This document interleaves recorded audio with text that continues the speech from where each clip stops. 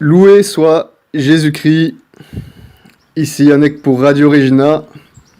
Alors, on est de retour après quelques semaines de brève interruption, hein.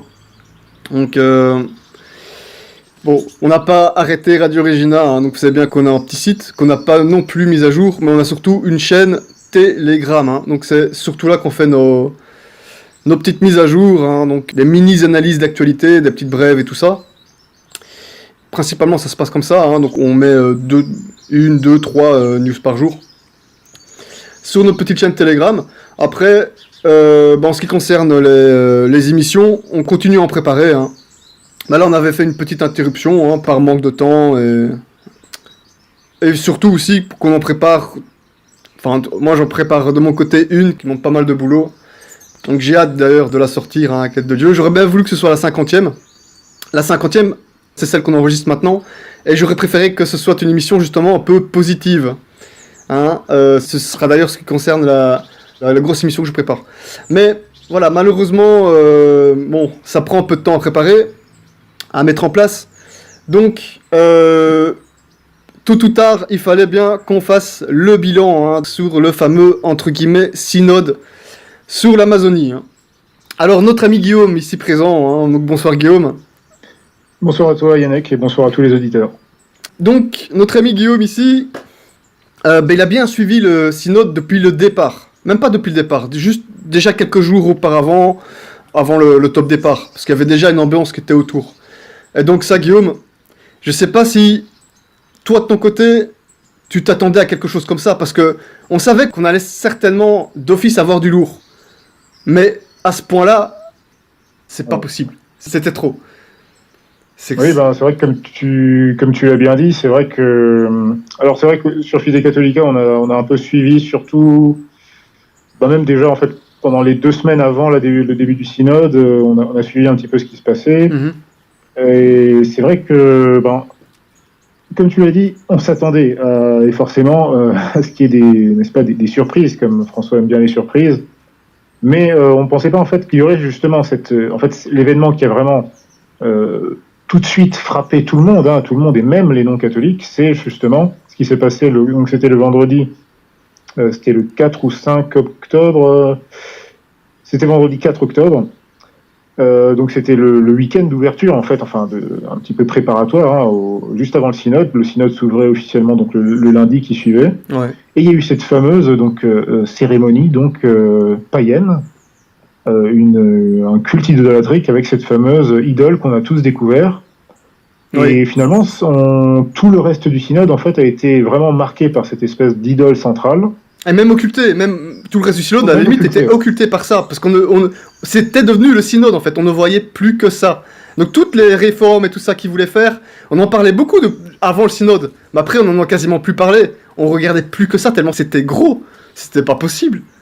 En fait, c'est ça. Au départ, je me dis, avec toutes les histoires, toutes les affaires Vigano, tous les entre guillemets cardinaux qui s'opposent un peu, plus ou moins ouvertement à la politique de François Zéro, tout ça, d'une façon ou d'une autre, toutes les pressions qu'ils ont en interne, toutes les pressions qu'ils ont en externe, moi je me dis, jamais j'aurais cru qu'ils seraient allés aussi loin en fait. Je me dis, c'est pas possible. Quand j'ai vu ça, je me dis, c'est pas possible. Et le pire, c'est que ça a continué, mais en prenant des proportions de plus en plus énormes. De plus en plus énormes, ça on va en parler aussi. Mais...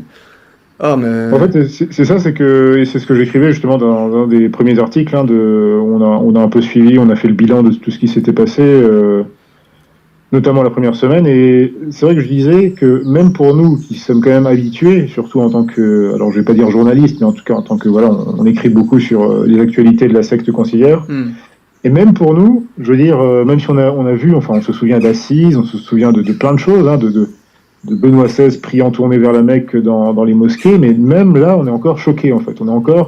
On se dit, mais voilà, même pour nous, c'est choquant, donc on imagine vraiment pour le reste des catholiques qui sont, ou des modernistes même, hein, qui sont... Des gens qui sont soumis au concile, quoi. Qui sont soumis, voilà, qui sont influencés à la secte Vatican II, voilà, même on n'imagine pas pour eux le choc, et puis effectivement, ça a été un choc énorme pour les gens. Moi, j'ai très bien suivi justement toutes les réactions, notamment un peu diverses personnalités, des médias, enfin même les médias vraiment. Je pense notamment à CatholicSat, qui est vraiment un média, on va dire, moderniste conservateur, qui ne dit jamais un mot de travers sur François. Et bien, c'était eux, en fait, qui ont filmé, qui ont rapporté la première vidéo donc, de ce fameux culte idolâtrique de Pachamama, donc le vendredi 4 octobre. Et même eux, c'est très surprenant, même eux, ils ont fait des commentaires tout à fait explicites en disant, voilà, alors je cite, hein, en gros, le Saint-Père assiste de façon... et participe même à un culte païen dans les jardins du Vatican. Enfin, c'est un vocabulaire extrêmement rare, même pour des médias comme ça, hein, qui sont vraiment ralliés complètement à Vatican II, quoi. Donc, voilà, des choses étonnantes. En fait, c'est vrai que ça fait du mal, tout ça. C'est vrai que ça écœure, mais en même temps, c'est clair que ça a ouvert les yeux à énormément de monde, ça c'est sûr et certain. C'est sûr et certain. Oui et non, en fait. C'est vrai que... En fait, c'est ça qui a été frappant. À moins de monde qu'il en faut, évidemment. Je suis d'accord avec toi dans un certain sens, mais en fait, c'est là que c'est vraiment étonnant, tu vois, surtout pour nous qui observons ça, on va dire, voilà, avec tout ce qu'on sait sur la réalité de cette entité Vatican II. Eh bien, j'ai remarqué que, notamment dans les premiers jours, hein, qui ont suivi, donc, parce que, alors je rappelle juste pour les auditeurs, il y a eu cet événement donc le vendredi, donc avec Pachamama, vraiment un culte idolâtrique, hein.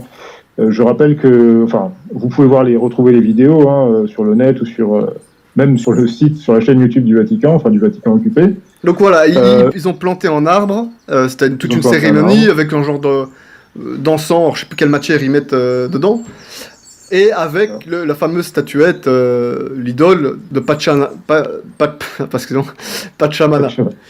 Ouais. Oui, devant laquelle ils se sont tous agenouillés devant le regard tout à fait placide de Bergoglio. Alors ils l'ont adoré, c'est ça. Ils l'ont adoré, c'était un acte d'idolâtrie, ils l'ont adoré.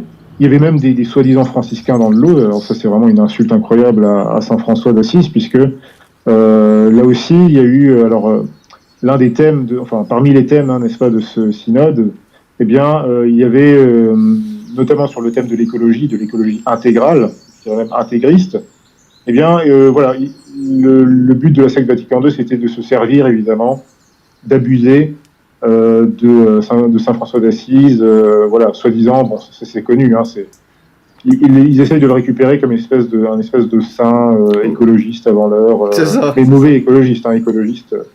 C'est ça. Parce que là, ce qu'on voit, en fait, c'est une écologie paganisante. C'est vraiment ça qu'on voit. C'est pas du tout une écologie saine, on va dire, comme vous avez fait une très bonne émission avec Théodon il y a quelques semaines. Et d'ailleurs, justement, et aussi, on avait même fait, quelques mois auparavant, d'ailleurs c'était l'année dernière, je crois, une émission sur Saint François d'Assise, hein, qui essaie de récupérer, évidemment, François, qu'ils ont complètement détourné. Ouais, voilà. C'est ça, voilà. Ils essayent de trouver des gages comme ça. Enfin, c'est vraiment incroyable. Bon, enfin, il y aura encore beaucoup de choses à dire, mais donc voilà, il y a eu cette cérémonie délirante, dont les rites, en fait, ça c'est très important. On a vu vraiment que tout le rite, ce n'était pas un rite soi-disant, parce qu'ils prétendent toujours que c'est simplement de l'inculturation, voyez-vous, on catholicise le paganisme, ou enfin voilà, on sanctifie les symboles païens. Non, pas du tout, parce qu'on a vu que dans ce rite-là, comme tu l'as dit, il y a non seulement un acte d'idolâtrie face à l'idole Pachamama. Ils ont prétendu que cette Pachamama, en fait, c'était une soi-disant la Vierge Marie, machin truc. Bon, ça c'est un blasphème. Au départ, c'est ce qu'ils disaient, ouais. Ouais, blasphème insupportable, puisque déjà, c'est une espèce de statuette d'une dame enceinte, nue, comme ça. Bon, déjà, c'est n'importe quoi. Et en plus de ça, on a eu plus tard des confirmations de la part de prélats modernistes qui ont participé donc au synode et qui ont dit qu'effectivement, bah non, c'était en fait... c'était une idole païenne, enfin c'était une figure païenne, mais bon, voilà, enfin ils ont pris ça légèrement. Et on a vu que dans ce rite, en plus de ça, ils utilisaient, alors ça c'est important, c'est les fameux bols de terre. Ils avaient plein de petits bols de terre comme ça, voilà, et en fait ça fait partie du rite même de Pachamama, enfin, du rite païen. C'est une offrande qu'on fait puisque c'est une déesse mère, c'est une déesse tellurique. Et alors ça j'en parlerai peut-être plus tard, mais on l'a vu un peu plus tard dans le synode, enfin, je crois que c'était la semaine qui a suivi, puisqu'il y a eu encore d'autres choses. Il y a eu carrément des sites de sorcellerie, enfin des associations de sorciers, de chamans ou de je sais pas quoi, qui se sont félicités de voir tout ceci donc se passer évidemment donc dans le Vatican occupé, et qui ont confirmé que effectivement le rite qui était employé c'était bien le rite. Alors certes, on va dire light, parce que le vrai rite de Pachamama, il implique notamment dans la vraie tradition païenne des sacrifices humains. Ça, il faut quand même le savoir. Et ça existe encore. Et voilà, donc ces associations de sorciers ont dit effectivement c'est bien un rite païen qui a eu lieu. C'est pas du tout complètement satanique. Complètement. Voilà, c'est pas du tout une inculturation, non, c'est bien ça qui s'est passé. Donc ça, c'est vraiment incroyable. Alors, juste pour la petite précision, par rapport à... Mais ça tombe, c'est ce que tu allais dire, mais j'avais l'impression que tu ne savais pas, mais peut-être que tu le savais bien. Donc, par rapport aux confirmations sur le fait qu'il s'agissait bien de Pachamama, vers la fin du synode, entre guillemets synode évidemment, c'est François Zéro en personne qui l'a confirmé. Il l'a dit ouvertement, mot pour mot. C'est ça. Ouais. Donc ça, on va y revenir, mais... Alors au début, on se dit, ouais, allez, nous on le savait, tout le monde qui observe, qui regarde et justement qui compare les cultes et tout ça, qui analyse un peu la statuette, on le sait qu'il y a du Pachamama derrière. Mais évidemment, les imposteurs vont nous dire que c'était pas le cas, que c'est la Sainte Vierge, ou alors ils ont dit que c'était juste un petit symbole... de fertilité, voilà, avec une idole quand même, bon bref. Mais nous, vous savez, évidemment, tous les gens qui analysent un peu et qui n'aiment pas trop cette hypocrisie, avaient compris qu'il s'agissait évidemment du Pachamama. Mais bon, voilà, les imposteurs, ils avaient encore des petites excuses, des petits trucs, voilà, mais pour finir, ils l'ont 100% confirmé, et surtout de la voix de François Zéro en personne. Là, c'était... Voilà, entre guillemets, un soi-disant pape, se réjouir qu'on ait récupéré pour replacer dans les églises et participer au culte une idole païenne. Voilà. Quel écœurement. Oui, puisque très rapidement, en fait, alors bon, là, je vais pas rentrer dans tous les détails parce que les auditeurs pourront retrouver tous les articles et tous les détails sur Fide Catholica. On a vraiment bien documenté tout ce qui s'est passé. D'ailleurs, ça a beaucoup plu. Enfin, les articles ont été très très lus. Les gens cherchaient vraiment des informations, surtout en français, parce que moi je travaillais surtout avec des contacts américains et en français il n'y avait pas énormément d'infos au début en fait. Ah voilà, ouais, toi t'étais sur le coup, t'avais directement l'information, je voyais.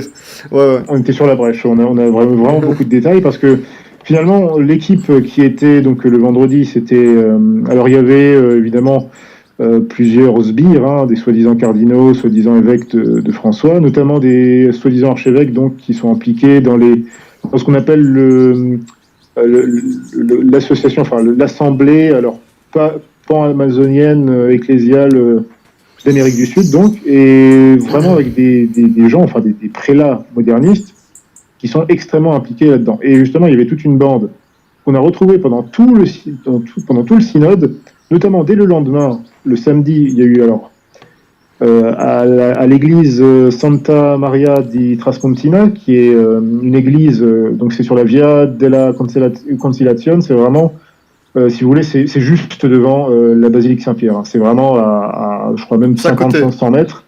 C'est juste devant, pile poil, donc en fait ça fait partie du périmètre du Vatican quasiment. Et dans cette église, dès samedi soir, eh bien, il y a eu une espèce de messe, enfin soi-disant messe, voilà, préparant le synode. Et là, on a vu, effectivement, alors on a vu deux choses. On a vu non seulement, on a retrouvé Pachamama, puisqu'en fait, tous les gens de cette bande, donc de ces soi-disant cardinaux et soi-disant archevêques d'Amérique du Sud, qui sont donc vraiment très proches de François, et qui sont non seulement très proches de François, mais qui étaient en fait les principaux, on va dire, organisateurs, superviseurs, etc. du synode. Donc là aussi, c'est des preuves aussi supplémentaires pour les gens qui évidemment ne comprennent pas ce qui se passe, ce qui se passe avec ces gens-là.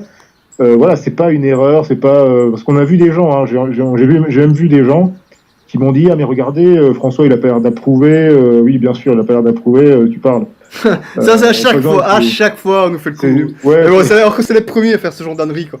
C'est incroyable, c'est hallucinant. Mais c'est les histoires qu'on connaît depuis longtemps. À l'époque, Paul VI, il voulait pas vraiment. Ou Jean-Paul II, puis ça a été Benoît XVI, évidemment. Ouais, c'est sûr. Il était manipulé. C'est leur entourage, voilà, ça c'est toujours pareil. Mais bien sûr, voilà, et surtout Jean-Paul II. Alors là, on a vu des gens qui ah oui, mais de l'époque de Benoît XVI, c'était pas comme ça. Alors tac, moi je leur mettais une vidéo de Benoît XVI. Je crois que c'était un JMJ à Sydney où pareil, il y avait une espèce de soi-disant messe, puis tu avais des espèces de danses païennes comme ça, des gars à moitié nus. Ouais, on a du gros dossier des évidemment, jeunes. ce Benoît XVI. C'est clair qu'on n'a rien inventé durant C'est ce ça. pseudo-synode. Oui. Et alors, Jean-Paul II aussi, il y avait Ah bah, c'est à ça, six. déjà à l'époque, à 6, Ben, les rites c'était, païens, ça volait aussi. Ça volait aussi, hein.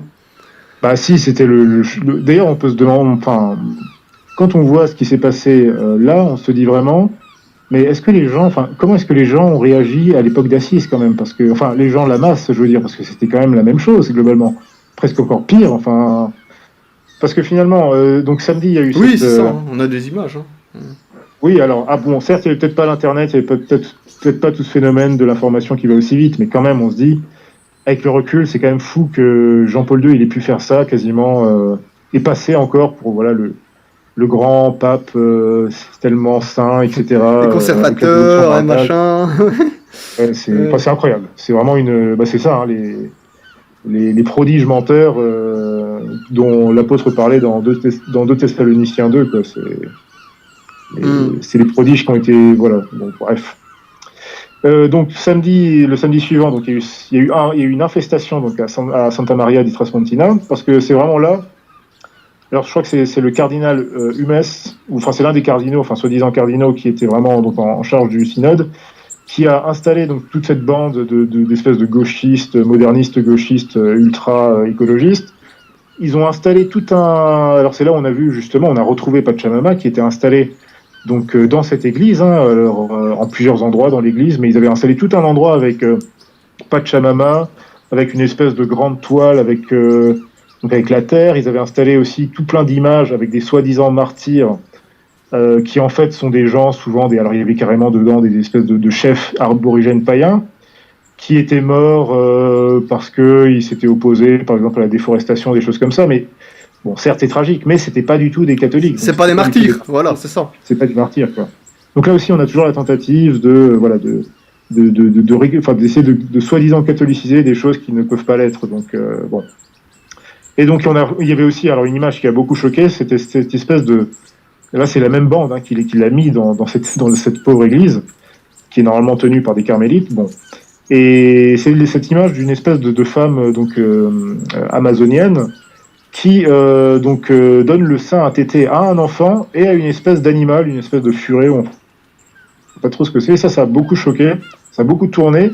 Et on s'est dit, mais comment est-ce que c'est possible? Enfin, les gens se sont demandé, évidemment, comment est-ce que c'est possible, des choses pareilles. Non seulement il n'y a pas de chamama, mais en plus il y a ça. Enfin, c'est. En fait, le truc de cette image, c'était de dire que, en gros, tout se recycle. Hein, donc c'est un truc écologique. Tout revient à la terre-mère. Donc, et il mettait une phrase de Laudato Si, tu sais, la fameuse encyclique, soi-disant encyclique de François. Je crois que c'était l'une des Ouais. premières qu'il avait publiées. Donc un grand manifeste écolo, etc. Et dedans, il y a une phrase très intéressante où il dit « Tout est connecté ». Et ça, c'est très important parce que. Ouais. Je vois déjà où tu vas en venir. Ah ben voilà, on en a déjà discuté dans des émissions. Et Notamment. combien de fois? On en parle tout le temps, hein. Sur la gnose, voilà. Bah oui, parce que là, les gens qui n'ont toujours pas compris quel est l'un des aspects les plus importants de la religion moderniste, qui n'est pas, je le rappelle, la religion catholique, ça ne peut pas être la religion catholique, et l'un des aspects les plus importants donc, du modernisme, c'est que c'est un panthéisme. Et c'est pas pour rien que, par exemple, le pape Pinoche, dans le syllabus des erreurs, eh bien, avait notamment condamné, par exemple, le panthéisme parmi toutes ces grandes erreurs donc, de ce qui était, alors, pas encore nommément nommé le modernisme, mais c'était à peu près ça, en gros. Bon, je crois que ça se retrouve aussi dans Pachendi, hein, en gros, le panthéisme. Et bon, ça, c'est vraiment une doctrine, en fait, qui se retrouve dans Vatican II, en plusieurs endroits, donc je ne vais pas faire le détail ici, mais voilà, ça, c'est c'est au cœur de la théologie, entre guillemets, du modernisme, le panthéisme. Donc là, on a vu vraiment une confirmation de ça avec toute cette idolâtrie de Pachamama, qui, je le rappelle, donc, est une déesse mère. Et bon, alors là, je vais faire ma pub. Ceux qui ont lu mon livre Les mystères de la Révolution, je parle notamment de ces déesses telluriques, et ce sont éminemment des systèmes, enfin des déités, on va dire, païennes, et qui sont essentiel dans les dogmes, enfin dans les doctrines panthéistes du paganisme. Je veux dire. Donc là, c'était clair. C'était l'entrée époustouflante du synode, alors que le synode lui-même n'avait pas commencé. Donc on a vu des choses étonnantes. Et donc c'est un genre de déesse mère que tu retrouves dans plusieurs types de paganisme. Ici, il est plus ciblé. Oui. C'est quoi? C'est vraiment une déesse de la fertilité, c'est bien ça, hein? Oui, toutes ces déesses en général sont liées à la fertilité. Par exemple, chez les Grecs, elle est connue, c'est Gaïa. Par exemple. Alors, j'ai plus les noms en tête, mais voilà, j'en ai détaillé tout plein dans mon livre, notamment dans les paganismes de Sumer, en Afrique, etc. C'est vraiment commun à tous les paganismes. Et généralement, c'est une déesse suprême qui est à l'origine, on va dire, des triades, tu sais, les fausses, les contrefaçons de Trinité qu'on trouve souvent dans les paganismes. Et justement, pourquoi c'est un thème panthéiste éminent, c'est que c'est en gros tout ce qui... Cette espèce de déesse mère, en fait, engendre tout ce qui est sur la Terre, et en même temps, elle est la créatrice de la Terre, donc c'est une espèce de grands micmacs comme ça, complètement païen et panthéiste, et ça, c'est aussi lié, bien sûr, à l'indifférentisme religieux qu'on a vu, bien évidemment, exalté, encore une fois, par les différents intervenants du synode en question. Un petit dernier détail, très rapide, juste sur la journée de samedi, parce que là aussi, c'est une petite pique, en quelque sorte, pour nos amis de la tradition, mais qui ne veulent pas admettre la fréquence du siège. Personne n'y a fait attention, mais François, je crois que c'était une semaine ou deux avant l'ouverture du synode, il a publié un motu proprio. Un motu proprio, donc quand même un document soi-disant magistériel, qui officialisait justement la journée donc, du samedi en question, le samedi 5 octobre, comme étant donc désormais une espèce de nouvelle solennité liturgique, enfin dans la liturgie Novus Ordo, où on devait célébrer la parole de Dieu. Et c'est justement là où on a vu, effectivement, mise en place ce motu proprio, avec une espèce de nana là, qui se baladait avec une Bible en danse, enfin dans Santa Maria di Traspontina, en dansant dans tous les sens, n'importe comment, avec des gens qui applaudissaient, enfin c'était n'importe quoi, et puis avec Pachamama, bien sûr, qui était juste dans le fond. Donc c'est incroyable, mais il faut dire que ces gens appliquent la doctrine de Vatican II, donc ils sont quand même plus cohérents que certaines personnes qui disent que François est pape, mais qui ne savent même pas que François a publié un motu proprio. Ouais, c'est ça, et puis c'est la doctrine de Vatican II qu'on nous dit qu'il faut interpréter à l'aune de la tradition. Tu vois, à la réalité de la continuité, mais bon, voilà, sauf que le problème, c'est que les premiers qui seraient censés peut-être montrer l'exemple, ce seraient les soi-disant, entre guillemets, pontifs, mais que ce soit Jean-Paul II, Benoît XVI ou François Zéro, c'est toujours le même cirque. Toujours le même cirque. Oui, si on veut interpréter Vatican II à la lumière de la tradition... Non, c'est n'importe quoi, c'est une bêtise, évidemment. On brûle les textes et on reconnaît que ces individus sont des imposteurs. Il n'y a pas d'autre choix. Il n'y a pas d'autre choix, il n'y a rien d'autre à faire. C'est ça, ouais. Et c'est l'avenir, il n'y a que ça à faire, évidemment. Il y a eu une toute petite réjouissante durant cette écœurante période. Il y a eu une toute petite réjouissance. C'est le jeune, donc Alexander Tschugel, qui est en autrichien, qui s'est déplacé exprès à Rome pour voir ce qui se tramait. Et qui a donc jeté dans le Tibre plusieurs idoles de Pachamama. Donc nous, c'était la fête. Là, franchement, on était très heureux. Beaucoup de monde était heureux. Je crois même aussi qu'il y avait même des entre guillemets, prêtres soumis au concile, mais néanmoins assez, en tant soit peu... conservateurs, je sais pas quel terme employer, qui sont pas spécifiquement modernistes, qui se sont réjouis aussi. Donc voilà, on était assez heureux de voir ça, parce qu'en plus le message était... Ça, c'est un geste très très simple, il n'y a pas grand chose à faire, mais en même temps, fallait le faire, c'est bien, voilà, c'est fait. Et l'impact a été énorme, l'impact a été très fort, ça a ouvert les yeux à beaucoup de monde, et de surcroît, c'est malheureusement, là c'était très triste parce que pour une fois qu'on avait une réjouissance, un truc positif qui se passait, malheureusement ils les ont repêchés Donc là, moi, j'étais vraiment, voilà, j'ai senti les larmes venir. Hein. J'étais vraiment très très mal quand j'ai vu la nouvelle. Écœuré, plein de colère. Mais, bon, en plus de l'impact que ça a eu néanmoins, de toute façon, François Zéro, c'est à ce moment-là qu'il a confirmé de sa bouche lui-même officiellement qu'il s'agissait bien des idoles de Pachamama. Alors, évidemment, comme c'est un gros hypocrite, parce que chaque fois qu'on l'écoute parler, on voit qu'il se moque un peu des gens. Hein, ça, c'est... Je sais pas si t'as remarqué, chaque fois qu'il aborde certains sujets, tu vois qu'il se moque un peu de ses ennemis, quoi, hein, donc des catholiques. Il fait comme ça, oui, c'était Pachamama, mais il n'y avait aucune idolâtrie derrière. Mais ça s'est vu dans leur cérémonie. Hein. Ça s'est vu dans leur cérémonie. Ouais. Voilà, c'est la grosse hypocrisie complète. Alors, évidemment, et en plus, là, on a parlé des cérémonies, mais on n'est même pas encore rentré dans les détails. Hein, parce que voilà, il y a encore plein d'articles qui tournent sur le sujet avec plein de précisions. Voilà, c'était le seul truc. Et tout ça a fait que le synode en tant que tel, en termes de contenu, a été complètement éclipsé. Quoi, parce qu'il s'est passé des choses là aussi. Hein. Il s'est surtout beaucoup dit de choses. Puisque bon, alors on a rapporté beaucoup de propos, alors surtout pendant les 2 premières semaines, après un petit peu moins. Après, tout ça on s'y attendait évidemment, hein, ça c'est normal. Enfin normal. Oui. Du coup, bon, il y a quand même des choses. Ce qui c'est surtout, mais là encore, étonnant. J'ai même pas envie de dire que c'est étonnant parce que nous on comprend, on connaît la situation, on sait ce qui se passe exactement. C'est ça. On sait que ces gens sont des imposteurs, donc ça ne nous étonne pas. Mais il y a encore toujours des gens qui s'étonnent. Bon. Et effectivement, on a ce qui était scandaleux. Bon, déjà, c'était l'ouverture même du synode. Alors, c'était lundi. On a retrouvé encore cette Pachamama. On a retrouvé cette fois-ci. Alors là, c'était encore marrant, marrant de guillemets, puisque il y avait non seulement Pachamama, il y avait toute la bande donc de l'assemblée panamazonienne, toute la bande de gauchistes, etc. Il y avait tous les prélats.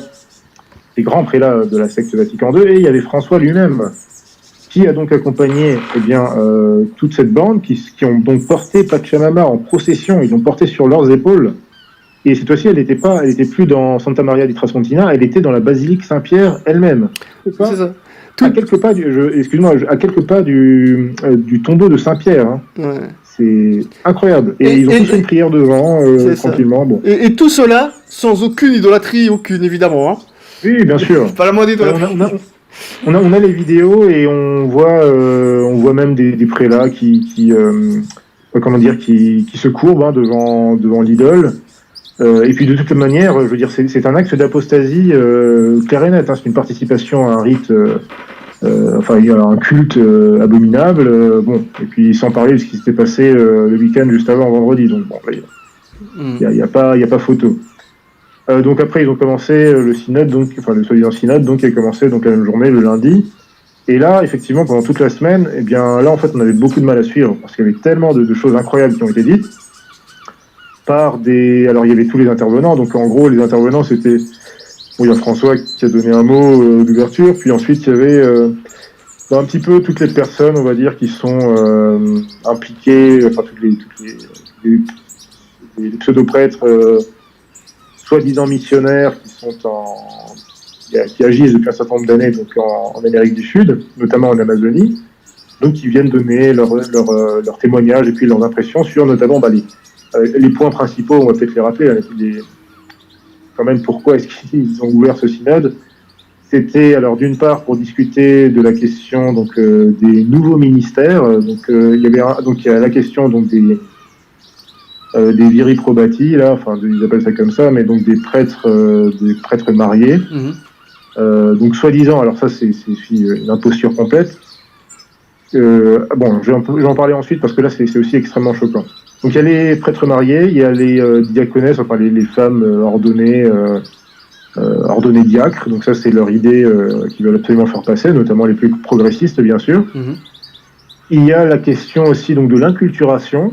Donc là, quand on parle d'inculturation, il s'agit bien évidemment non pas d'adapter, on va dire, la vraie liturgie catholique, puisque de toute façon la secte Vatican II n'a pas la vraie liturgie catholique, ou de l'adapter donc aux textes culturels amazoniens, etc. Bon, une chose qui s'est toujours fait dans l'Église, mais dans l'esprit des modernistes, c'est pas la même chose. Hein. C'est donc pour eux, c'est intégrer les idoles, Pachamama, les mœurs païennes dans ce qui tient lieu de liturgie, donc de la liturgie Paul VI. Et le dernier point, c'est la question de l'écologie intégrée, qui là aussi, très à la mode, peut-être en dire un mot, mais qui en fait très à la mode et qui en fait n'est rien d'autre que un paganisme et aussi une forme de gauchisme, humanitarien, soi-disant bienveillant, etc. À la sauce écolo. Donc ça c'est la nouvelle tendance. Alors je vais juste revenir sur ces points rapidement. Alors surtout sur le premier là, donc la question des prêtres mariés, enfin des soi-disant prêtres mariés. En fait, ils prétendent, et ça c'est tous les intervenants qui ont précisé ça, ils disent, voyez-vous, il y a plein de coins en Amazonie où justement on manque de prêtres, donc de prêtres modernistes, bien sûr. Il y a des communautés, voyez-vous, qui sont esselées, qui sont très isolées. Et il y a en plus de ça une grande concurrence avec effectivement les sectes évangéliques, enfin protestantes.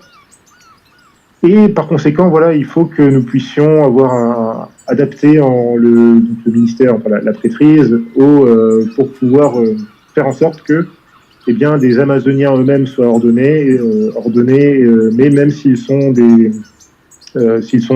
mariés, qu'ils ont des enfants, etc.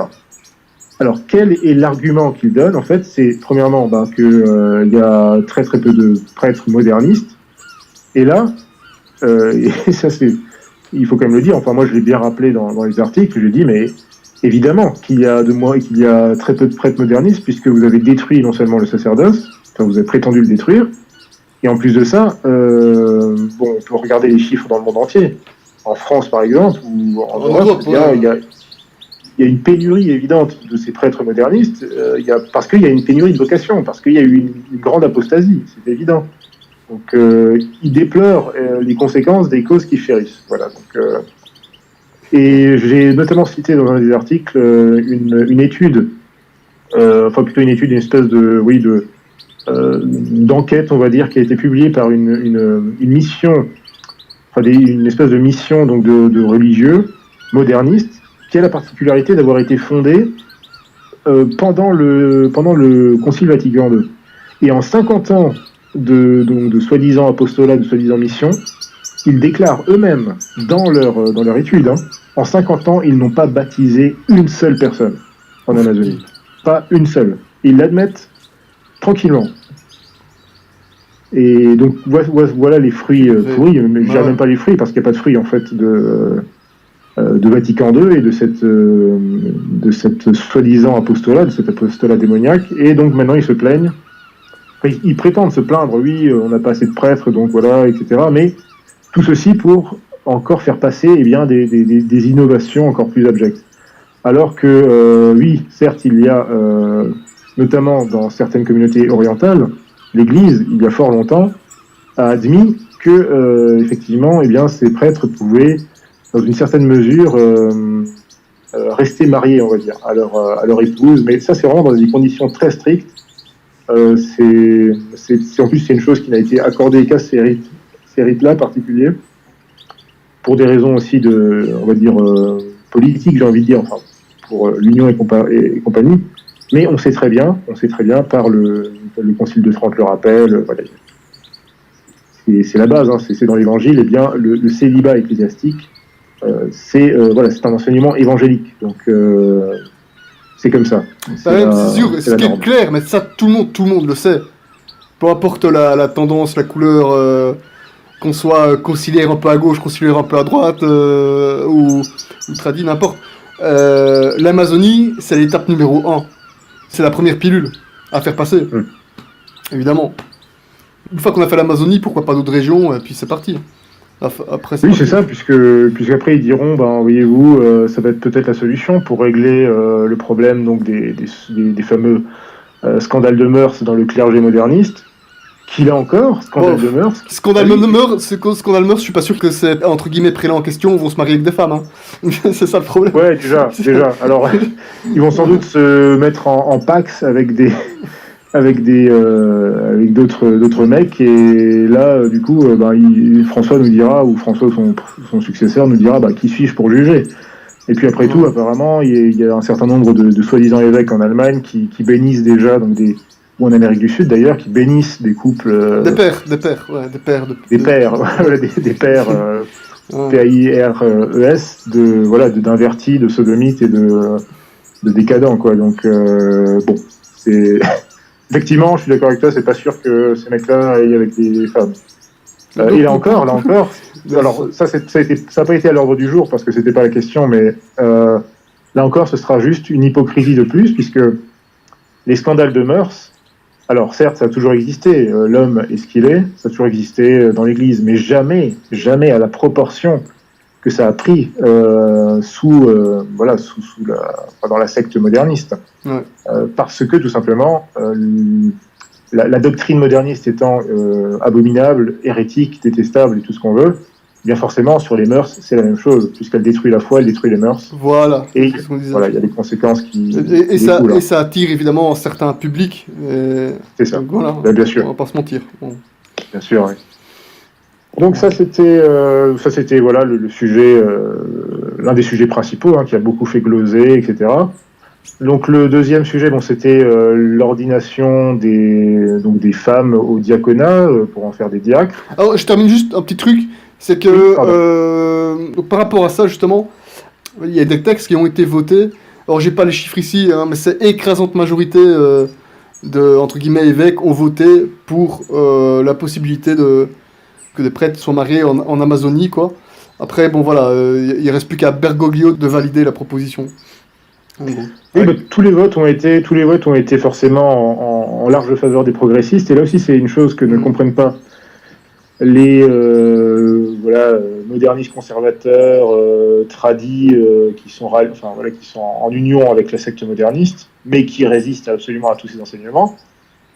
Eh bien, c'est une chose qu'ils ne comprennent pas, c'est que que la secte moderniste en elle-même elle est complètement pourrie. Je veux dire, ça ne sert à rien d'essayer de se rattacher ou de chercher quoi que ce soit avec ces gens. Ils sont François, notamment sous le règne de François, mais ça avait commencé dès Vatican II. Je veux dire, François, c'est vraiment le parti progressiste et il a tout fait il a tout mis en œuvre pour que il ait des gens qui soient vraiment à sa botte, qui soient dans ses idées, qui soient vraiment dans les idées les plus progressistes, les plus hardcore, j'ai envie de dire.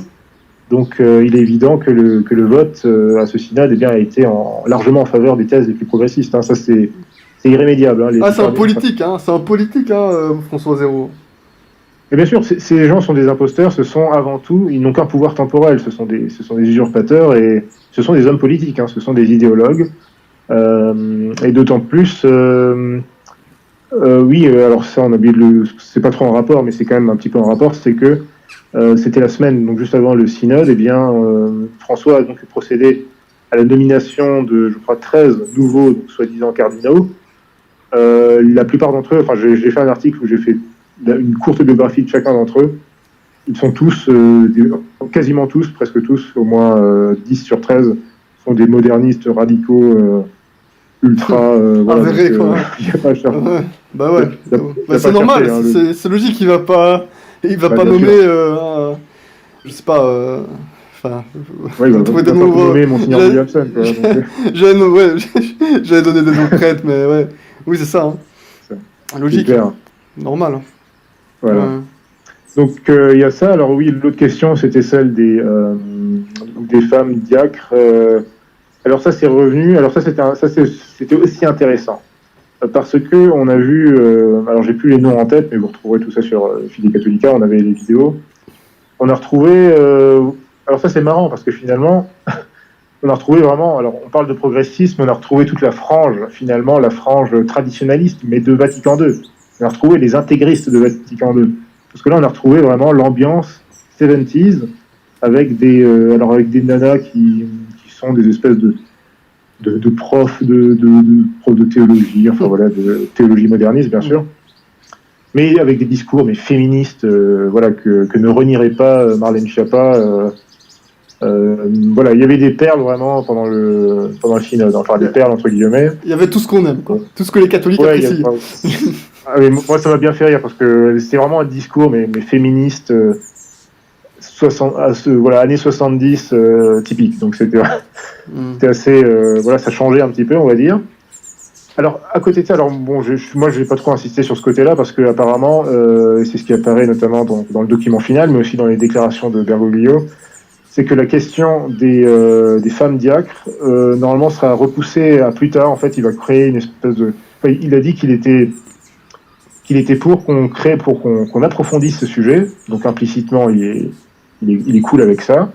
Et pour qu'on crée une commission, un comité qui va étudier la question. Donc c'est repoussé encore dans plusieurs mois, mais ça on en entendra sûrement encore parler. Enfin, ça on n'en a pas fini, mais voilà, ça n'a pas été forcément confirmé tout de suite là dans. Oui, du moins c'est ça. Voilà. Il y a plusieurs choses qui vont prendre quelques mois. Il va sortir une exhortation apostolique, déjà pour valider quelques propositions, quelques thèmes, et notamment justement la question des mariages. Ouais. Alors le troisième thème, c'était celui de l'inculturation. Inculturation, on a vu. On a eu la dose là. Ah oui, là on a eu la dose, parce que François a donné lui-même l'exemple. Encore une fois, il a donné l'exemple dès vendredi. Dès vendredi, il a montré comment ça se passe l'inculturation dans la religion moderniste. Eh bien, c'est simple. On amène les idoles païennes et puis on les adore et puis on intègre tout ça donc à la messe Paul VI. Alors au niveau de l'inculturation, il y a plusieurs choses qui sont en rapport avec le quatrième thème qui était l'écologie intégriste ou intégrale plutôt. C'est-à-dire que, premièrement, et ça a été rappelé par tous les gens présents, enfin les intervenants, etc., c'est que l'inculturation, on va dire, qui a été proposée, qui a été mise en place, donc on a vu en tout cas, à laquelle on a assisté pendant le synode, eh bien, les gens qui s'étonnent, enfin là je parle pour les modernos, conservateurs et compagnie, qui s'étonnent de tout ça, eh bien, je suis désolé, mais je ne veux pas je vais être insultant, mais ce sont des tartuffes, j'ai presque envie de dire des crétins, parce que là c'est quand même très gros, je m'excuse auprès d'eux, mais tout ceci n'est qu'une conséquence des doctrines de Vatican II. Plus qu'une conséquence, ce sont les doctrines de Vatican II. Notamment du dernier document qui a été validé à Vatican II, qui s'appelle Sacrosanctum Concilium. Donc c'est vraiment le décret sur les réformes liturgiques. Et là-dedans, vous avez tout. Vous avez tout ce qui concerne tout ce qu'on a vu depuis 50 ans, les danses liturgiques, tout le vernaculaire, tous les changements dans les chants, etc., tout le bazardage des vrais chants liturgiques, et évidemment tout ce qui concerne l'inculturation à la mode moderniste, c'est-à-dire introduire en fait des éléments, alors soi-disant culturels, mais en fait ce sont des éléments plus que culturels, ce sont des éléments cultuels du paganisme, donc des cultures profanes, etc. Donc et là, effectivement, ça a été mis en place. Enfin, c'est ce qui s'est passé. C'est ce qui s'est passé au synode. Il y a eu une démonstration de force à ce niveau-là. Ouais. Ça, c'est clair. Alors, par contre, pour clarifier au niveau des auditeurs, c'est vrai que le document final, enfin la synthèse donc des votes du synode, pour l'instant, n'est qu'en espagnol. Moi, je n'ai eu accès que à la partie qui concerne donc les viricrobati, là, les soi-disant prêtres mariés. Pour le reste, on devra attendre un petit peu d'avoir un texte un peu plus clair. Moi, je parle pas espagnol, donc bon. Ouais, pour l'analyser. Mais ceci étant dit, la presse a rapporté évidemment pas mal du contenu, donc c'est pas encore bien utile pour l'instant. Après, faut juste attendre. Mais ce sera intéressant parce que du coup, il a été question d'un rite en quelque sorte amazonien. Puisque, alors on se souvient, je crois que c'était je sais pas si c'était sous Paul VI ou déjà sous Jean-Paul II. Il y avait eu une espèce de rite zaïrois, donc il y avait déjà eu des tentatives d'inculturation, en fait un peu partout, puisque le modernisme. Ouais, c'est ça.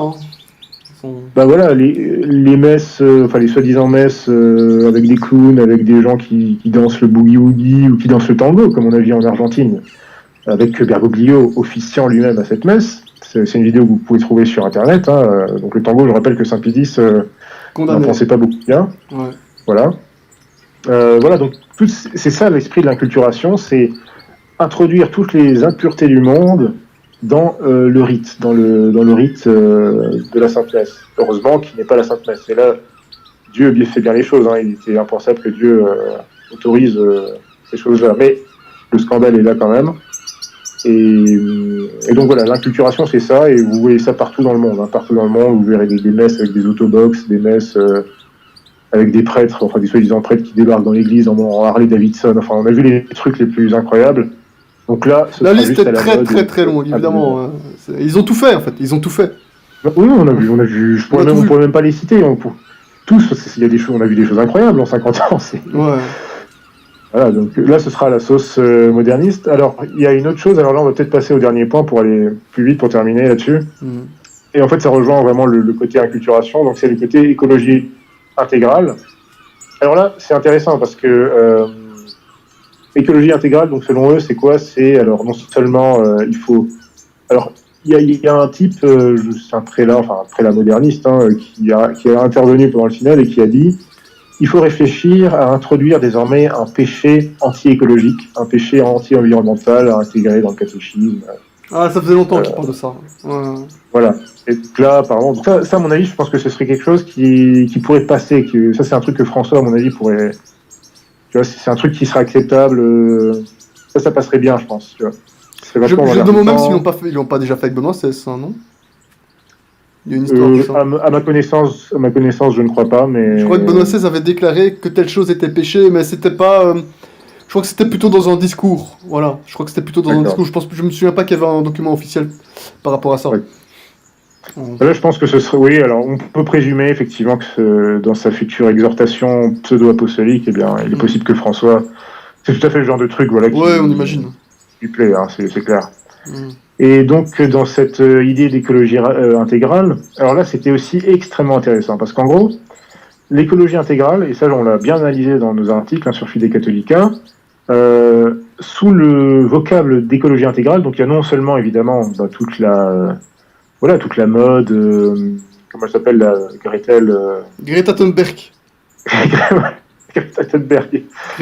Voilà, donc elle a fait tout un ramdam, c'était la star de l'année 2019. Donc là, on est tout à fait dans l'esprit écolo, Ushuaïa, écolo mondialiste, quoi. Donc ça, c'est connu. Mais on s'est aperçu qu'en fait, l'écologie intégrale, dans la bouche des meneurs modernistes, en fait, il s'agissait rien de moins que de réactualiser ce qu'on appelle la fameuse théologie de la libération. Donc qui a été l'une des mamelles de l'hydre moderniste au XXe siècle, qui a été, je dirais, l'une des dernières, des plus pernicieuses, parce que la théologie de la libération, en gros, ce n'est rien d'autre que du marxisme sous couleur, enfin sous prétention catholique, on va dire, sous prétention chrétienne. Avec un vernis chrétien, ouais. Voilà, avec un vernis chrétien, c'est exactement ça. Donc c'est un truc qui a émergé, déjà dans les années, fin des années 40, début des années 50. En Amérique latine également, voilà, c'est ça. Oui, c'était très très présent en Amérique latine, c'est vraiment là où ça fait beaucoup de dégâts. Clairement, François a été très influencé par ça dans toute sa formation, hein, c'est assez clair.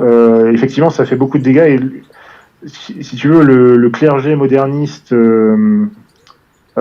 qui est en place en Amérique du Sud, et je parle surtout pour les plus anciens, notamment ceux qui étaient les principaux coordinateurs et superviseurs de ce synode. Je pense notamment à une personne qui donc soi-disant l'évêque Krautler, donc qui est un Allemand, mais qui est un prêtre valide. C'est un vrai prêtre qui a été ordonné validement, hein, donc je ne sais plus, dans les années 60 ou un truc comme ça, donc avant les réformes. Et ce type-là, c'est vraiment la quintessence la quintessence à la fois donc de la mode, enfin de la génération moderniste, théologie de la libération à l'ancienne, tout ce qu'on aime, et qui fait le lien avec cette nouvelle idéologie, en fait, qui est juste le vernis, hein, c'est le vernis réactualisé de la théologie de la libération. Et du coup, alors c'est quoi le truc pour eux?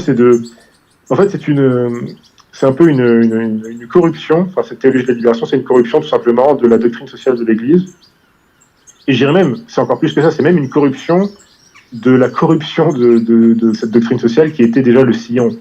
Dont on avait parlé, je crois, dans une précédente émission. Oui, plusieurs émissions, je crois qu'on en a parlé. Voilà, c'est ça. En tout cas, dans l'une des dernières émissions, on en parlait, ouais. Ouais, je crois que dans l'émission sur le mot racisme. C'était sur le mot racisme. Ah bah c'était avec toi, voilà, c'est ça. C'est ça, oui. Donc voilà, en fait, cette théologie de la libération, c'est déjà une super corruption qui est clairement clairement marxiste, socialiste, etc. Donc tout ce qui est condamné.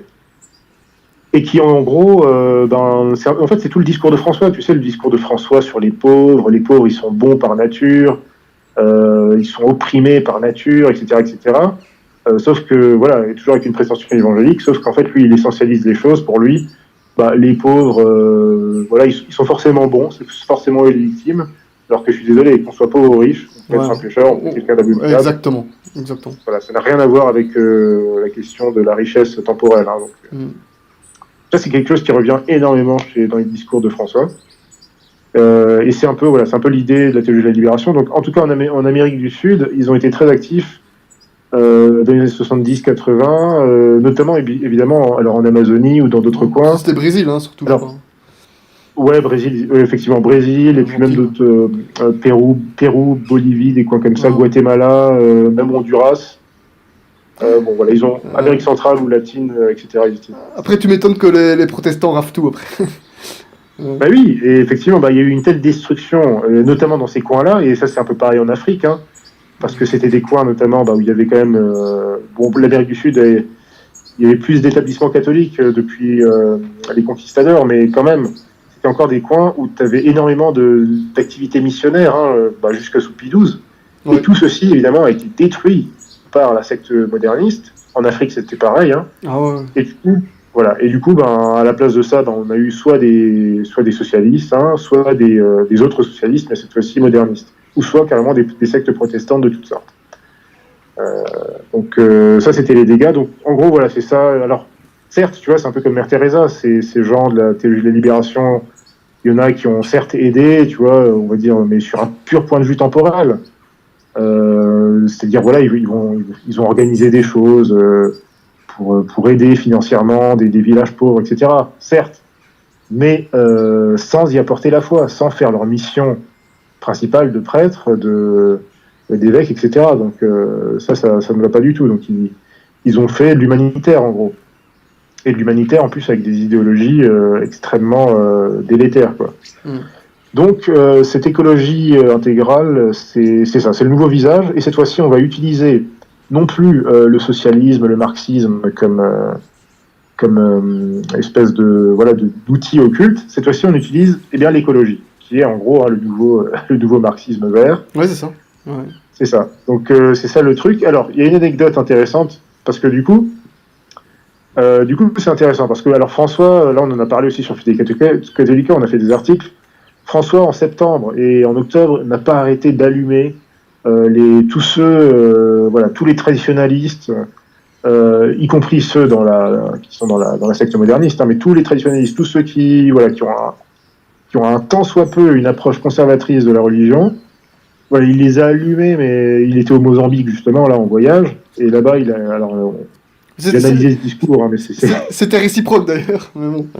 Bien sûr. Bon, c'est clair. Mais tant mieux qu'il y ait du clivage, tant mieux.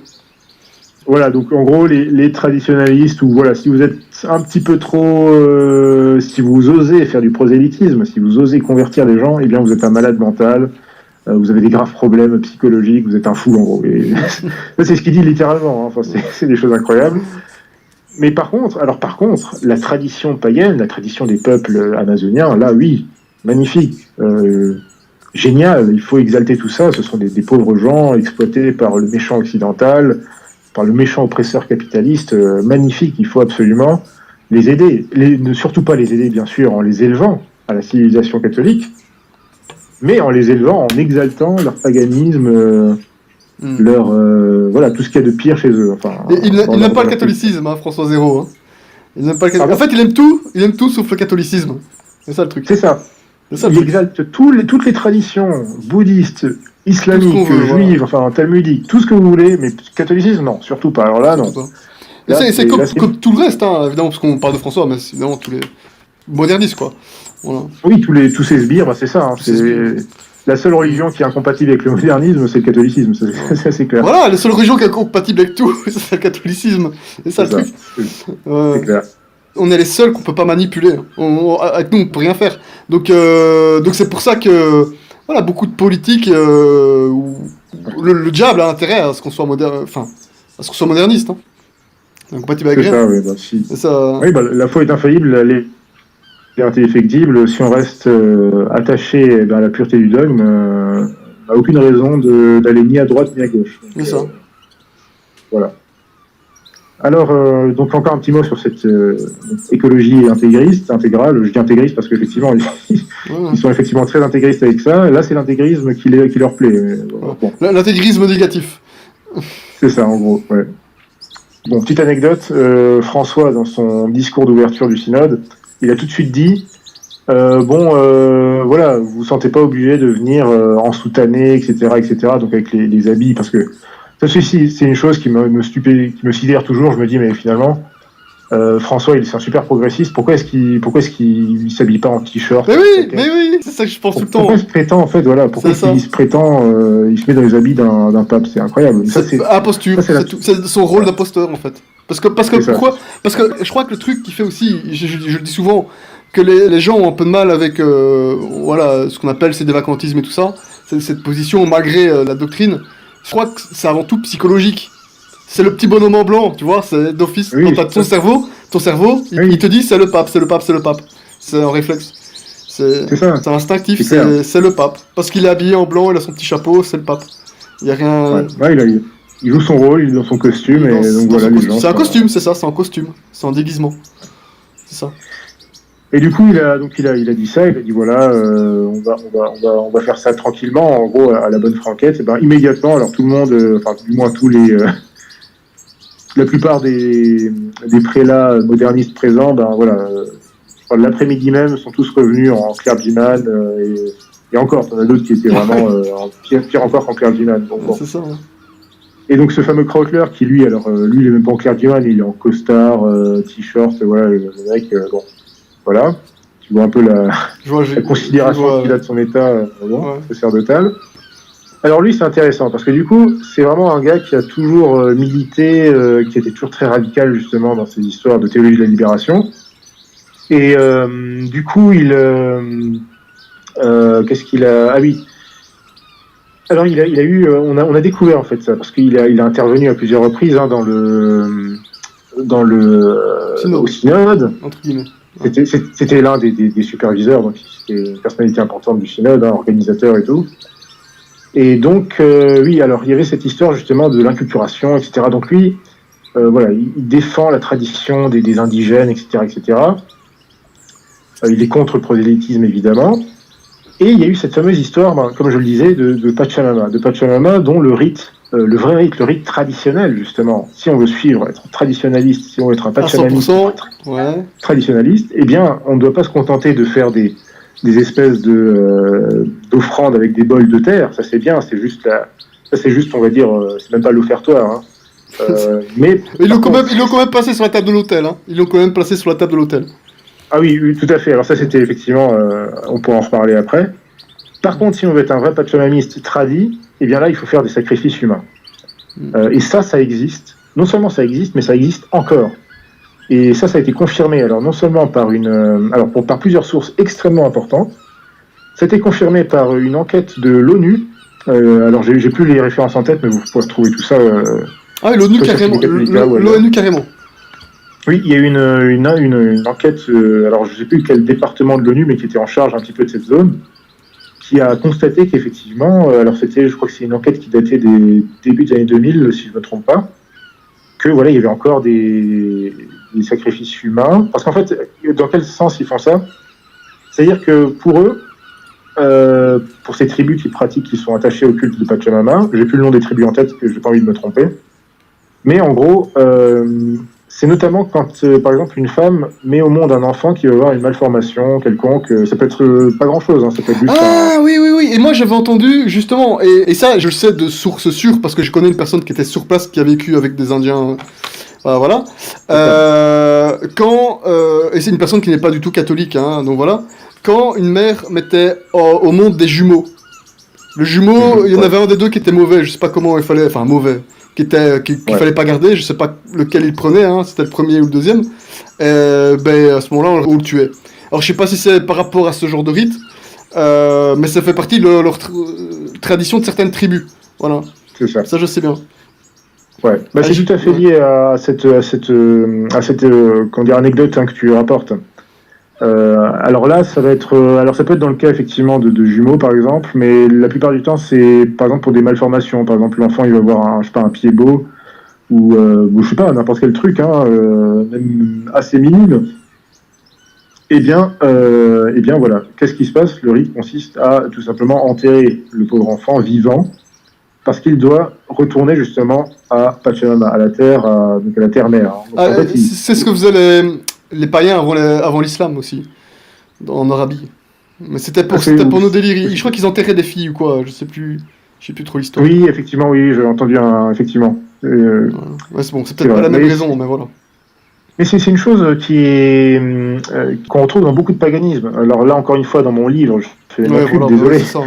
Tu peux y aller. Tu sais bien que ta pub va apparaître au moins 20-30 fois durant l'émission, non?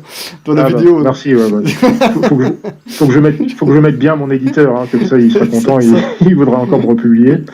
Oui, dans mon livre, je montre qu'effectivement, dans le paganisme romain, enfin grec et romain, eh bien, il y avait justement également des rites pour les infanticides, des rites particuliers avec des déités particulières pour les infanticides. Et il y avait vraiment tout un rituel d'ailleurs qui a été ressuscité par nos inévitables sorcières Wicca et compagnie, qui sont d'ailleurs, je le rappelle et j'en parle beaucoup dans mon livre, les sorcières Wicca sont très présentes dans les mouvements féministes, dans certains mouvements féministes et notamment dans certaines cellules qui sont très actives dans tout ce qui est militantisme, pro-avortement et compagnie.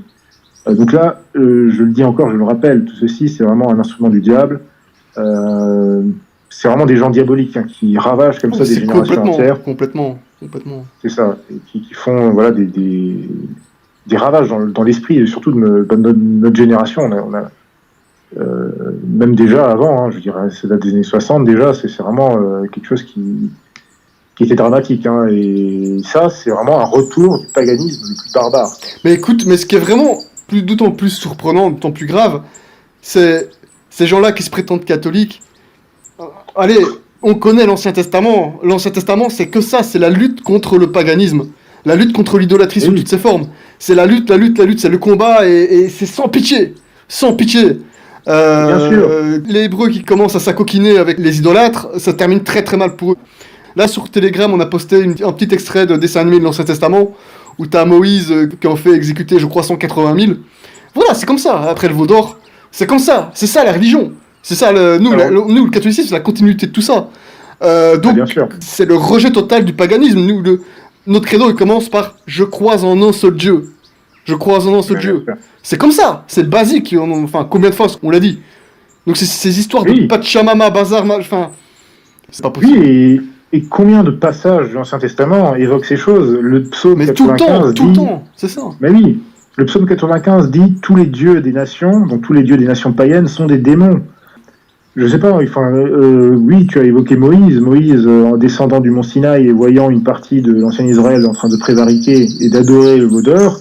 Alors, il n'en fait pas exécuter 180 000, en fait, les exégètes nous disent que le vrai chiffre, c'est plutôt entre 3 000 et 20 000, un truc comme ça, mais bon, c'est symbolique, c'est déjà pas mal. Ouais, j'ai peut-être trop gonflé les chiffres dans... Non, mais voilà. J'étais pas très exact. Il n'y a pas de souci, c'est juste un truc de... Voilà, je crois que c'est une histoire entre l'hébreu et le latin. Mais en tout cas, il a fait le ménage. Il a dit, bon, c'est pas possible, il y a hors de question. Je vais pas vous emmener, vous, en Terre Sainte, bande de mécréants, alors que je suis en train de recevoir les commandements. Vous, vous pouvez pas attendre 10 minutes, non, vous êtes déjà en train d'adorer une idole. Et tout ça, c'est l'histoire du peuple hébreu, c'est ça. Et c'est toute l'histoire de l'ancien Israël, pareil, dans le livre des Nombres, quand ils arrivent dans le pays de Moab, c'est là où Moïse encore, là, t'as les héros comme Phinéas, qui, voyant justement qu'un certain nombre d'anciens Israélites tombent dans le paganisme en prenant des femmes idolâtres, se mettent justement eux-mêmes à adopter ces pratiques, alors il y a une exécution, là effectivement tu en as dans les 20 000 ou 25 000 qui sont exécutés d'Israélites par l'ordre de Moïse, et tu as notamment Phinéas qui est un héros pour nous, qui est un grand héros qui s'illustre à ce moment-là, et je rappelle que tous ces gens, Moïse, Phinéas et Saint Élie aussi, Saint Élie qui lui aussi est grand grand massacreur de prêtres de Baal et d'idoles. Voilà, ça c'était à l'époque de l'Israël du Nord. Tous ces gens sont exaltés dans le magistère, notamment chez le pape Grégoire IX qui exalte en permanence, qui aimait beaucoup justement ces grands héros, parce que le pape Grégoire XVI, c'est lui qui a été à l'origine, en partie avec le pape Innocent VIII, de la Sainte Inquisition, et qui a tout de suite réagi contre la sorcellerie, le retour de la sorcellerie en Europe centrale, notamment en Allemagne.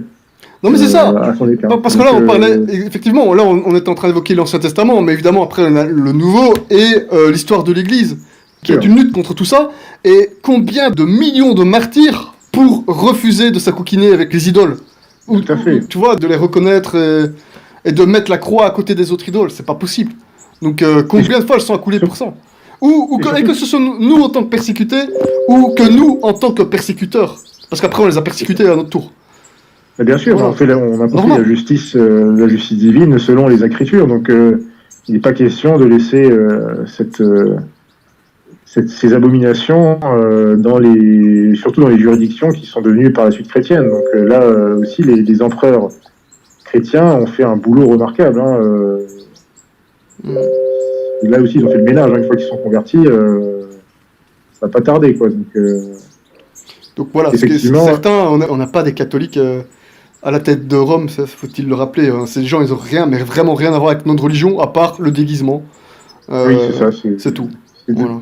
C'est des imposteurs, c'est d'autant plus hypocrite qu'on rappelle quand même que Vatican II, c'était quoi l'idée? C'était de dire, oui, il faut revenir à l'esprit de l'Église primitive. On a trop perdu ça. Oui, revenez à l'esprit de l'Église primitive et on va vous couper la tête. C'est comme ça que ça va se passer, quoi. C'est ça, quoi.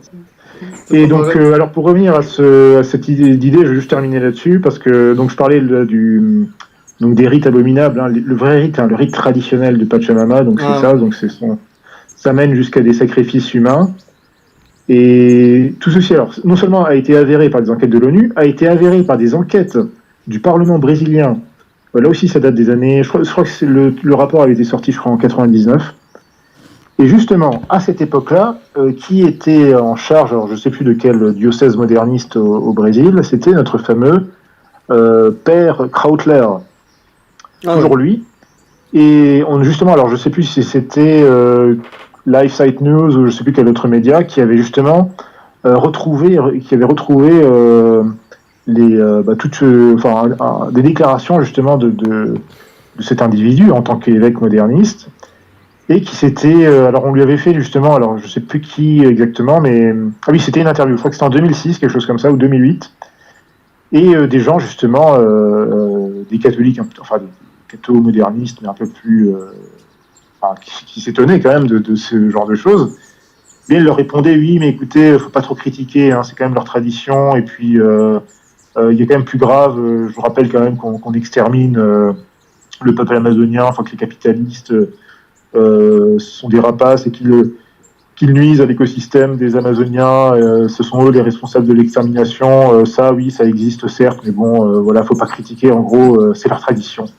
Bon, franchement, je ne vois pas comment on peut défendre ça. Bon, déjà, évidemment, cet individu est un apostat, mais vouloir affirmer que c'est pas un problème que les païens d'Amazonie sacrifient leurs enfants, ça pour lui, c'est pas du tout de l'extermination. Par contre, oui, déforestation, etc., oui, ça c'est l'extermination. Donc, bon, là, on tombe vraiment dans les... Et ça, voilà, tout ceci... Et c'est aussi, des formes d'avortement post-nataux. C'est de l'infanticide. C'est l'infanticide post-natal. Comme on dit toujours, depuis le début sur Radio Regina, qu'un jour ou l'autre, ce sera même autorisé dans nos pays. Après, qu'un jour ou l'autre, on peut même être sûr. On sait qu'une position sur laquelle les occupants modernistes à Rome, une position catholique morale qui conserve, c'est... s'opposer d'une certaine façon à l'avortement, mais ça, comme eux, leur morale elle est tangible, tôt ou tard ça va disparaître aussi. Ils vont petit à petit devenir de plus en plus tolérants à cet égard, ça c'est sûr. Bien sûr, parce que là aussi c'est une grande hypocrisie, parce que alors si on compare déjà évidemment encore une fois au texte de papes, des vrais papes du 20e, du 19e, 20e siècle. Alors, j'ai plus les noms exacts en tête, mais j'ai pas eu le temps en fait de les traduire ou de les publier. On a retrouvé pas mal d'encycliques qui viennent de. Alors, je sais pas si c'est Léon XIII, tu as Saint-Pilice peut-être aussi, Benoît XV, qui exaltent justement le travail des missionnaires. Quand même incroyable. Enfin, quand on y pense, on a retrouvé plein de photos. Justement, il y a beaucoup de gens qui se sont mis justement à se souvenir quand même du travail des missionnaires. Pour moi, qui suis en partie africain, j'ai toujours été très touché par le travail des missionnaires, mais faut se rendre compte de ces prêtres qui allaient tout seuls au fin fond de l'Amazonie, parmi des tribus barbares, vraiment. Ça, c'est des hommes, c'est sûr. Hein. Ça, c'est des hommes. Et les évangéliser, leur dire non, je ne suis pas d'accord avec vos pratiques païennes, vous arrêtez ça. Et moi, je vais vous instruire, je vais vous libérer des chaînes du démon et je vais vous instruire de la doctrine de Jésus-Christ. Quitte à mourir, ça, hein. C'est ça. Hein. Quitte à mourir. Il y en a plein qui sont morts partout, dans toutes les époques, partout. Il y a eu plein de missionnaires morts qui sont morts pour la foi, en ayant le zèle pour la foi. Et donc ça, c'est aussi tout ça, c'est oublié. Tout ce sang versé pour en arriver à ces âneries, à tout ce cirque de Pachamama et de... Oui, c'est ça. Et pire encore, parce que François, dans son discours d'ouverture, il a eu le culot de dire que l'Église, dans le passé, a commis beaucoup d'erreurs dans l'évangélisation, dans tout ce qu'elle a fait en Amérique du Sud. Enfin voilà, en gros, pour lui, si tu veux, il a accusé l'Église de toutes les erreurs du colonialisme qui étaient temporelles. Et certes, il y a forcément eu des abus, hein. Que n'a pas manqué d'ailleurs de dénoncer l'Église à de multiples reprises, que ce soit sur l'esclavage, que ce soit sur telle autre chose, hein, et très tôt, hein, c'était la seule institution à le faire, déjà hein, au 15e, 16e siècle. Et donc François a eu le culot d'accuser l'Église d'avoir été complice en gros de toutes sortes de malheurs, qu'elle a mal agi dans ses méthodes d'évangélisation. Enfin ça c'est vraiment c'est abominable. Et ce type ose se prétendre jésuite. C'est ça le truc. Oui, en plus, jésuite, mais quelle insulte! Quelle insulte aux jésuites! Alors que les jésuites, notamment en Amérique du Sud, ont été les plus grands missionnaires. Ils ont fait tellement de conversions, ils ont fait tellement de travail là-bas. C'est ça. Insupportable. C'est extraordinaire. Et combien de morts aussi? Combien de morts? Bien sûr. Quel travail magnifique. D'ailleurs, je sais plus quand c'était, mais je crois que c'était en octobre qu'il y a eu la fête donc des Saint-Martyrs. Alors là, c'est plutôt chez les Indiens du Nord, hein, de l'Amérique du Nord, tout ce qui est Saint-Jean-de-Brébeuf, Saint-Isaac-Nog et compagnie. Hein, donc là aussi, ça tombait presque, pas par hasard. Ça tombait à ce moment-là. Donc, vraiment énormément. Il y a eu quand même des choses incroyables qui ont été dites, incroyables, abominables, hein, qui ont été dites par ce François. Ah oui, encore une dernière peut-être chose intéressante, puisque c'est vrai que tu parlais là du fait que effectivement la secte moderniste, et même François a encore, parfois va encore avoir des mots, oui, l'avortement c'est pas bien, etc., etc. Et ça c'est bien souvent. Voilà, c'est l'un des derniers trucs au niveau moral qui paraît, avec des mots parfois qui semblent un peu durs pour nos contemporains mécréants, ou même entre guillemets soi-disant catholiques. C'est quand ils comparent l'avortement à un tueur à gages, et là t'as tout le monde, tous les conseillers conservateurs qui vont dire ah ben voilà, comme tout le monde devient d'un coup amnésique, comme il dit des choses qui ont l'air, qui sont même plus ou moins complètement vraies. Là les gens du coup ils deviennent amnésiques. Ah là on a Abemus Papam.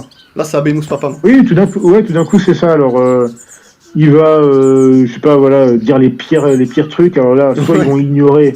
Soit ils vont passer toute leur journée à l'insulter d'hérétique, machin truc.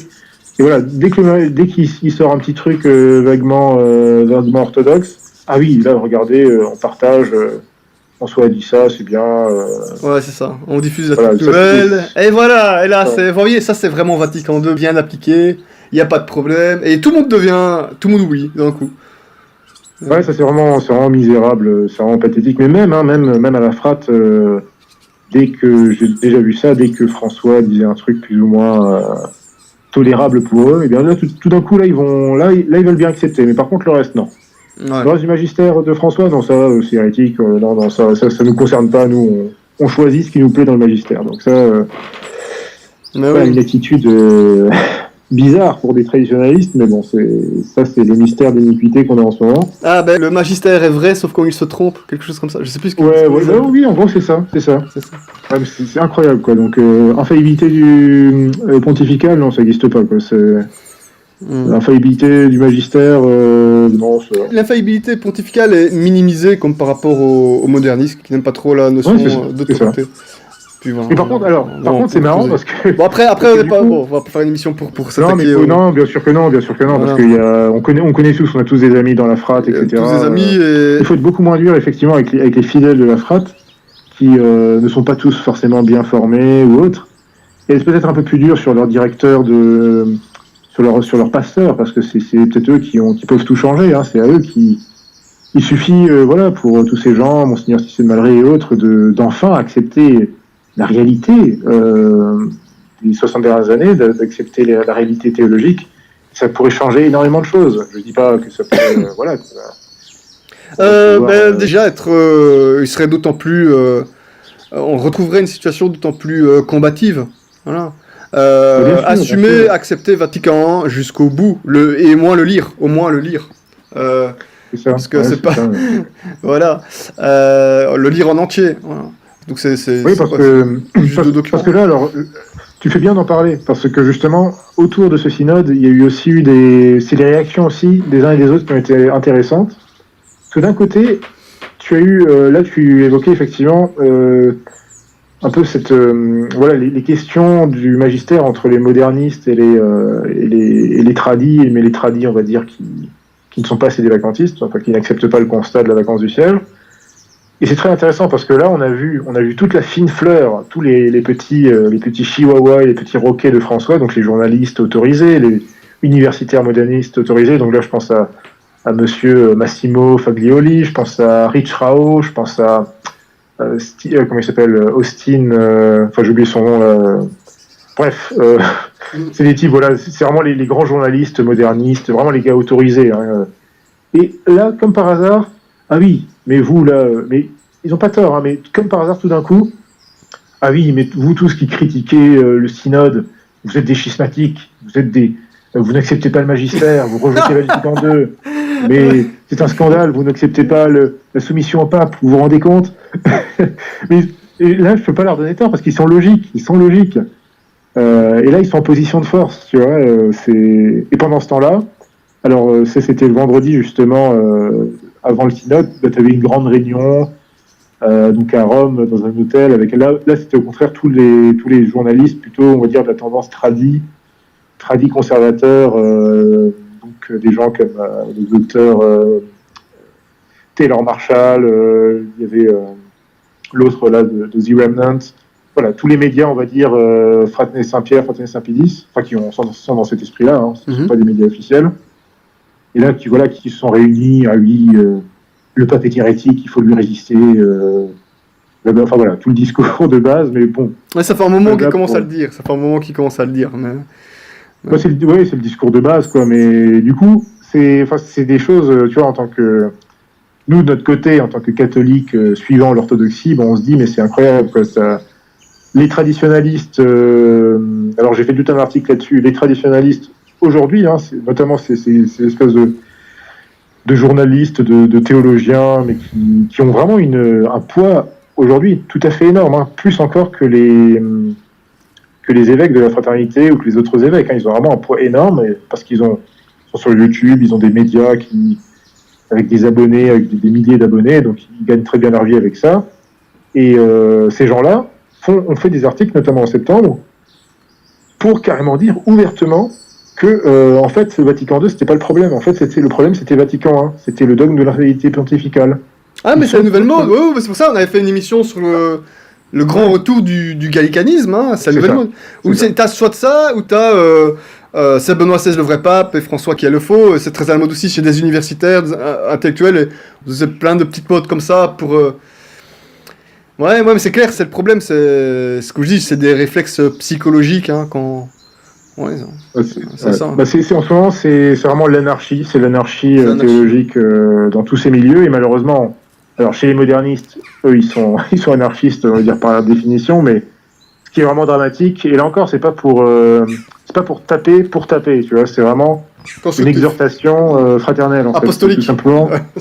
Alors, apostolique, on n'est pas encore, on n'est quand même pas encore des pasteurs de l'Église, mais voilà, en tant que simple catholique, simple laïc, eh bien, c'est juste un devoir de dire, écoutez, franchement, quand est-ce que vous allez enfin admettre, quand est-ce que vous allez enfin étudier sérieusement la théologie, et voilà, arrêtez de vous masquer, de vous voiler la face, parce qu'effectivement, la grande mode aussi qu'on a vue, alors ça date déjà de quelques années, mais là ça a été très fort, parce que là il y a eu aussi d'autres types de réactions avec ce synode, et des gens tout de suite qui, voilà, ah non mais c'est incroyable, Pachamama, donc en plus de ça, il y a eu en plus après des messes avec François, avec des offrandes, etc. Donc ça c'était notamment à la fin du synode.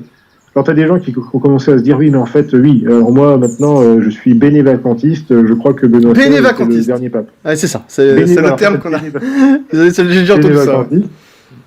Et alors moi, je m'en suis bien moqué, parce que j'ai aussi fait, moqué, entre guillemets, j'ai fait un petit article par rapport à ces réactions, où j'ai fait remarquer que, Benoît XVI est un moderniste, je veux dire ça, on le sait tous, et que les ignares qui n'ont pas encore compris, mais Benoît XVI, justement, alors c'était justement le week-end d'ouverture du synode. Donc, comme je le disais tout à l'heure, il y a eu cette nomination de 13 nouveaux pseudo-cardinaux de François. Ils ont été reçus par François et par Benoît XVI, donc l'antipape émérite, dans l'espèce de maison où est Benoît XVI. Et Benoît XVI leur a fait tout un discours. François est le pape. François, vous devez lui être fidèle, parce qu'on doit être loyaux au pape, etc., etc., etc. Donc là, on peut se douter que les bénévacantistes vont dire oui, mais on s'en fiche après tout de ce que nous enseigne Benoît XVI. Pour nous, c'est le pape. Bon, voilà. Après tout, c'est l'anarchie. Donc les gens, voilà, l'anarchie totale, quoi. Donc, Non, mais t'imagines, moi, ça me paraît clair. Ça, je le dis depuis des années. Si François Zéro débarquait sur la place Saint-Pierre, et désolé de parler ainsi, c'est choquant ce que je vais dire, hein, mais faisait un sacrifice satanique avec le pentagramme, tout ce que vous voulez, de bébé, ouvertement, et qui disait, voilà, c'est autorisé de faire ça, je le déclare au nom de mon infaillibilité, je ne sais pas quoi, tout ce qu'on veut, es cathédra, tu vois, tout. Qui conseille, on ne peut plus clair, le truc vraiment clair de chez pas possible. La plupart des gens diraient, oui, mais bon, d'accord, c'est horrible, c'est écœurant, tout ça, ça en hérétique, de la totale, tout ce que vous voulez. Mais bon, c'est quand même le pape. C'est quand même le pape, franchement, parce que c'est psychologique. C'est psychologique, c'est pas doctrinal, c'est psychologique. Ouais, c'est ça, c'est exactement. C'est le petit bonhomme en blanc, c'est le petit bonhomme en blanc qui fait le travail. C'est ça. La foi ne fonctionne plus, et la raison ne fonctionne plus surtout. Et du coup, effectivement, c'est du ressort de la psyché, quoi. C'est vraiment quelque chose de tout à fait. Voilà, on a beaucoup de mal à. Voilà, c'est très difficile de les raisonner, quoi. Donc là, ça part dans tous les sens. Alors il y a même eu. Ce qu'il dit ne relève pas du magistère, donc c'est pas infaillible. Donc de toute façon, ça ne peut pas être. Ça, si, c'est quand même le pape. On va toujours trouver un truc, pas pour excuser évidemment ce qu'il fait, mais pour garantir ce qu'il est. Voilà, enfin ce qu'il est censé être. C'est ça. Oui, voilà, c'est des choses incroyables. Alors. Et puis, alors, il y a même eu des réactions encore plus étonnantes, puisqu'il y a un groupe là d'évêques en Ukraine qui a réagi, alors qui a été très actif à l'occasion de pendant tout le synode. Alors, c'est des gens ils sont pas vraiment de constat, c'est des vacantistes, c'est des gens qui ont une position assez bizarre, qui en fait ont fait un peu schisme avec leurs autorités, donc qui sont des autorités uniates mais modernistes, hein. Donc ils ont fait un espèce de schisme, ils se sont déclarés eux-mêmes comme étant le vrai patriarcat, voilà. Alors, apparemment ils seraient vraiment des évêques, mais ça j'en sais rien, à la limite pourquoi pas, mais ils se sont réunis en synode pendant le synode moderniste, et ils ont déclaré que maintenant, ils déclarent anathème sur François, et ils ont élu Maria Vigano comme étant désormais le pape selon eux. Ah ça, j'ai pas entendu parler, mais c'est pas possible, c'est la folie.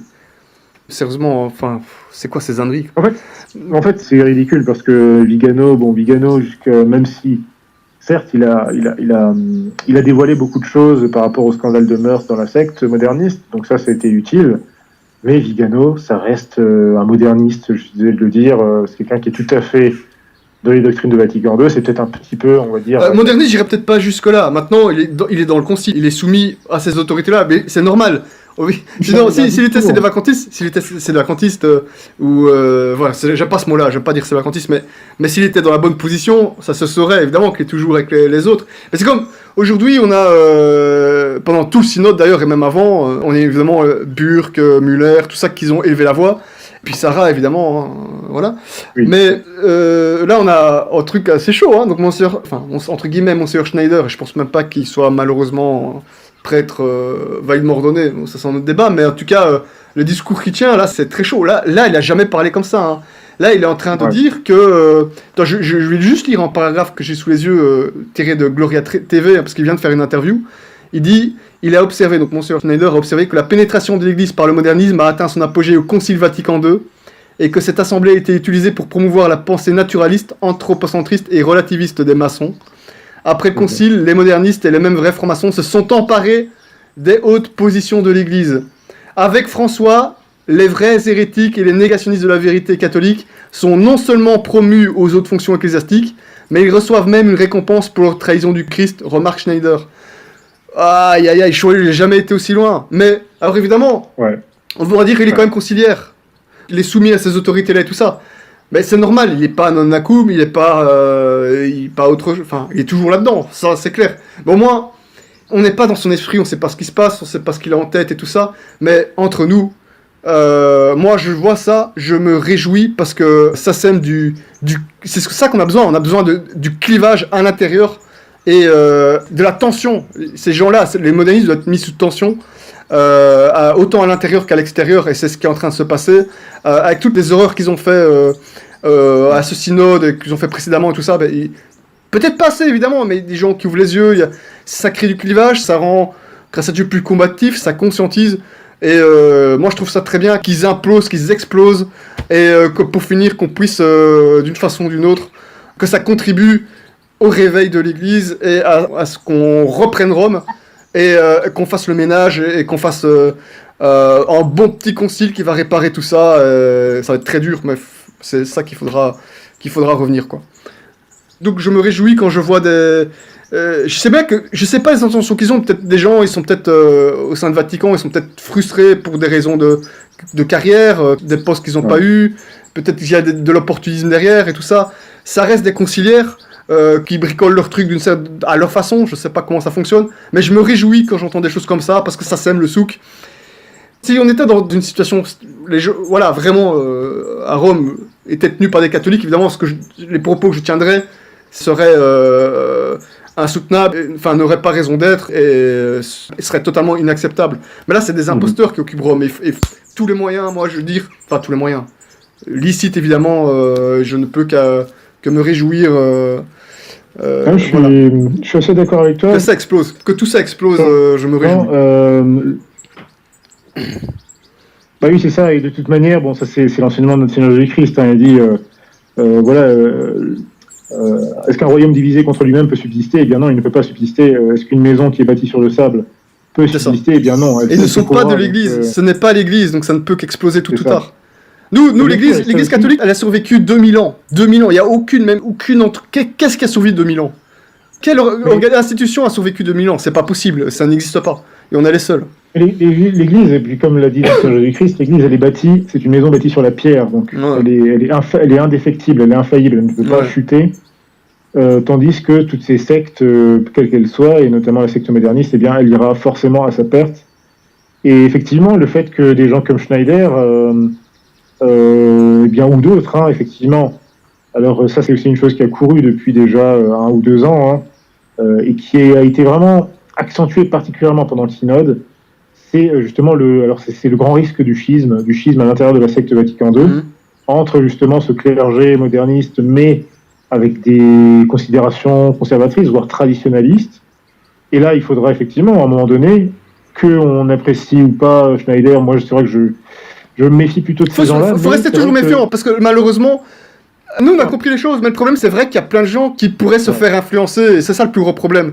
C'est des gens qui sont moins informés, tout ça, qui vont te faire influencer et qui vont se faire déformer. Par tout ça. C'est ça c'est vrai, le vrai problème. C'est pour ça qu'il faut réparer tout ça. Mais Mais bon, En tant que tel, c'est vrai que c'est Schneider et compagnie, à un moment donné, de toute façon, seront forcés de faire un choix, parce que ça ira de plus en plus loin.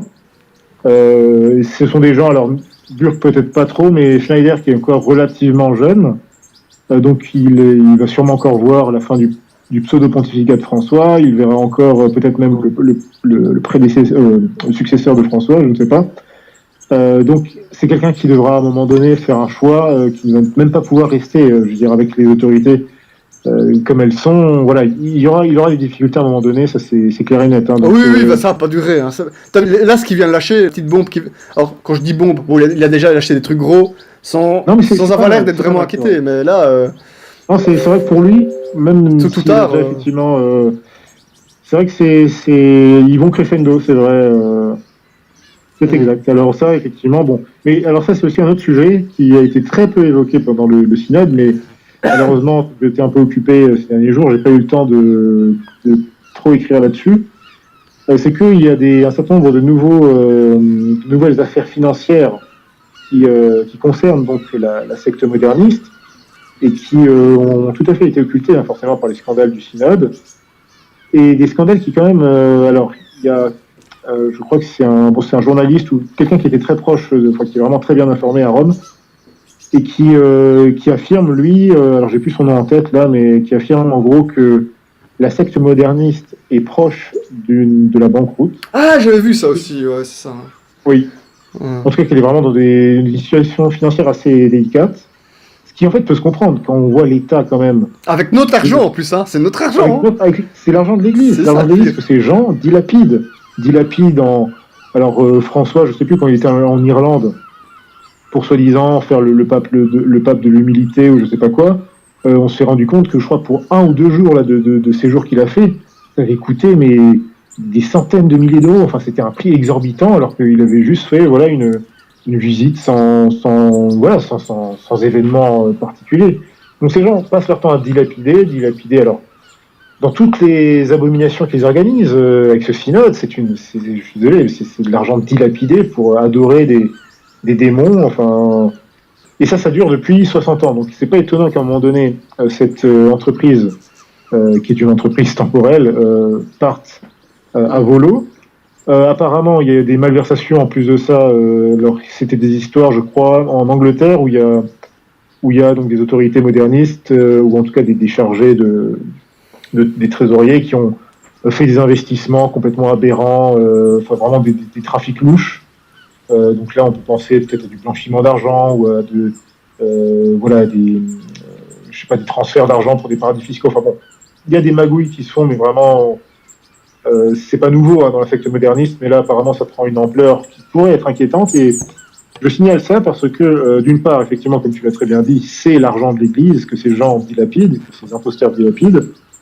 Bon alors, peut-être que tu le sais, que les lecteurs ou les auditeurs le savent, j'étudie énormément, notamment l'exégèse catholique traditionnelle, qui nous dit énormément de choses, qui a prévu absolument tout ce qui s'est passé ces 60 dernières années. Mais j'étudie particulièrement le livre des Maccabées, et je me suis aperçu ces derniers jours que dans le livre des Maccabées, Antiochus, donc, qui est une préfiguration d'Antéchrist, qui est en quelque sorte, on peut dire, le chef général de ce qui pourrait être aujourd'hui la secte Vatican II, en termes de typologie, bien sûr. Eh bien, en fait, la chute d'Antiochus IV, elle a été provoquée en partie parce que par ses dépenses fastueuses, par la corruption générale des gens qui lui étaient attachés, et parce que aussi il avait, comme on le sait, il avait instauré une fausse religion dans le temple, il avait mis une idole de Jupiter dans le temple, il avait mis en place des faux grands prêtres du temple, des faux pontifes, c'est écrit noir sur blanc dans le livre des Maccabées. C'est exactement ce qui se passe, ouais, c'est ça. Exactement, ouais, c'est exactement ça. Et à cause de toute cette mauvaise politique, eh bien Antiochus, à un moment donné, il s'est trouvé en banqueroute.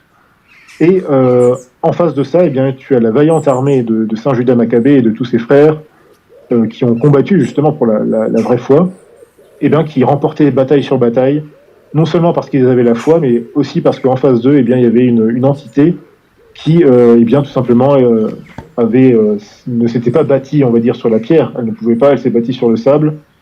Et donc voilà, c'était un royaume divisé contre lui-même et qui a fini donc par s'effondrer. Donc Ouais, c'est là complètement aussi, jouable, hein, c'est complètement jouable. À moins, évidemment, le seul truc, c'est qu'on serait peut-être, éventuellement, c'est possible aussi à la fin des temps, et que ça se termine ainsi, enfin voilà, plus ou moins. Maintenant, il y a eu quand même, depuis Vatican II, il y a quand même eu la succession de 5, 6, avec, si on compte Jean 23, donc ça fait quand même un petit nombre, hein, ça fait une demi-dizaine.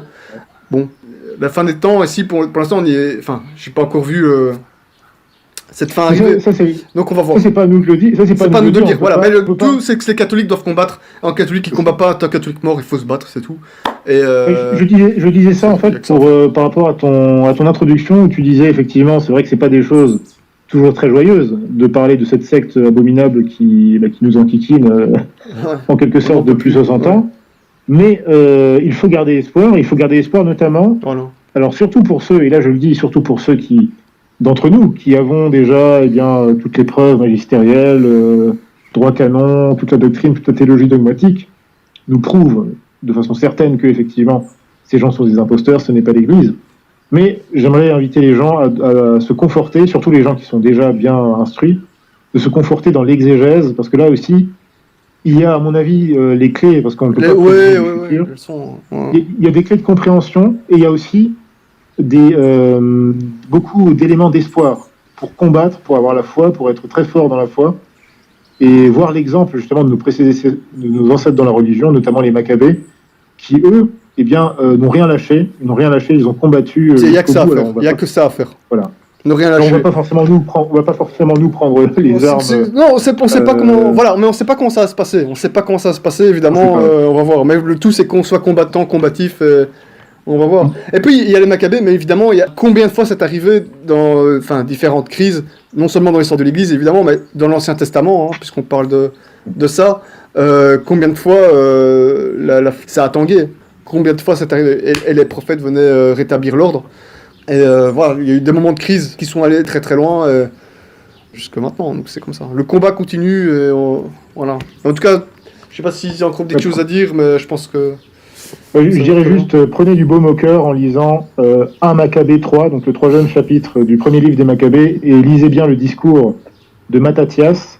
C'est un discours magnifique qui vous donnera effectivement beaucoup de force pour l'avenir. Alors, ça va vous radicaliser, c'est bien.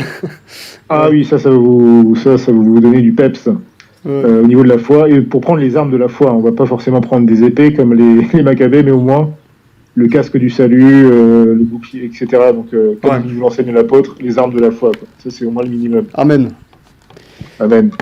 Alors, peut-être juste pour finir, juste un dernier mot par rapport au fait que on n'a pas encore, effectivement, le document final de ce synode.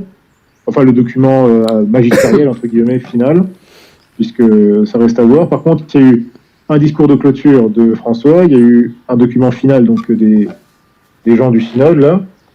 J'aimerais juste dire un petit mot, parce que ça aussi, ça a beaucoup fait parler ces derniers jours. François, donc, dans son document final, donc tout d'abord critique certains catholiques élitistes, donc je ne sais pas exactement à qui il s'adresse à certains critiques. Ah oui, ça fait des catholicards, Radio Regina, tous ces gens-là, tous ces intégristes, ces malades mentaux. Donc je ne sais pas qui il cible, mais surtout, il dit une chose très intéressante. Alors, en fait, il se défend un petit peu, et alors pas seulement lui, mais aussi un document officiel qui a été publié par le site du Vatican occupé, plus exactement par le département de la communication. Alors, deux choses l'une. Le document donc du site du Vatican occupé, c'est un article qui s'appelle « Le développement de la doctrine, c'est un peuple qui marche ensemble ». Donc déjà, le truc qui veut rien dire. Et dedans, c'est très intéressant, il rappelle, alors à mon avis c'est une opération pour contrer justement tous les gens qui ont critiqué, qui ont mal parlé, etc. Dans ce document, il est dit que, voilà, il rappelle l'enseignement de Benoît XVI, alors évidemment là c'est pour les bénévacantistes, et il rappelle, alors ça m'a stupéfait, il rappelle l'enseignement de, tu connais peut-être la fameuse lettre de Saint Pie X, c'est une lettre de Saint Pie X au prêtre de l'Union apostolique qui date de 1912, dans laquelle justement il se scandalise par rapport à certains prêtres de son époque qui n'obéissent pas au magistère, etc., etc. Les auditeurs pourront trouver ça sur Fide Catholica, on l'a publié là-bas. Donc là, c'est une attaque claire et nette contre tous les tradis conservateurs de la secte moderniste, en tout cas qui sont en union avec elle, pour leur dire vous vous prenez pour qui? Voilà, si François c'est le pape et si la secte Vatican II c'est l'Église, dans ce cas vous obéissez au synode, vous êtes Unacum François et vous êtes même Unacum Pachamama. Donc il n'y a pas... c'est soit l'un soit l'autre, soit c'est de Vacante, soit c'est François Unacum Pachamama. Donc ça, franchement ça m'a stupéfait, hein. J'ai lu ça aujourd'hui. Les choses sont claires. Vous pourrez trouver ça alors... Voilà. 2 petites secondes.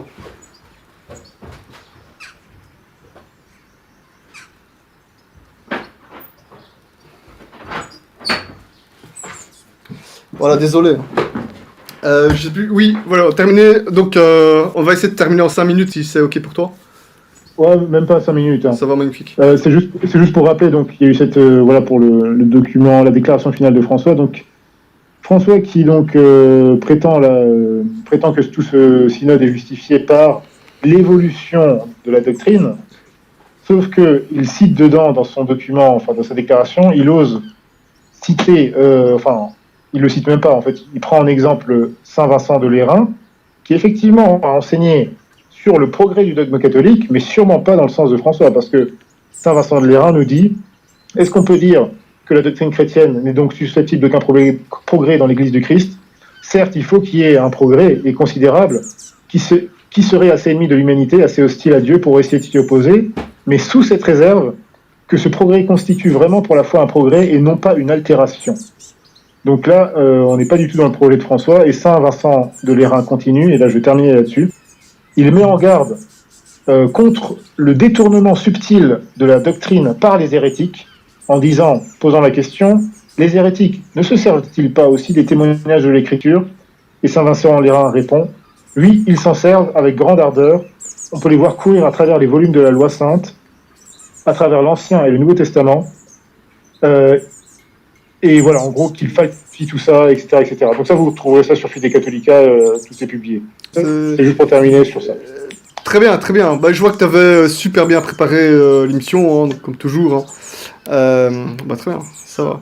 Bah, rendez-vous, hein, donc les auditeurs, n'hésitez pas. Hein, donc je vais mettre de toute façon, comme toujours, le site, le journal en ligne de Guillaume, dans la description des différents supports sur lesquels on mettra l'émission. fidecatholica.wordpress.com, hein, c'est bien ça, Guillaume. C'est ça, oui. Et achetez son bouquin. Hein. Oui, merci. Voilà, un gros merci Guillaume, hein, une très très bonne soirée. Hein. Je t'en prie, merci à toi et bonsoir à toi et à tous les auditeurs. Merci, hein, salut, nos prières.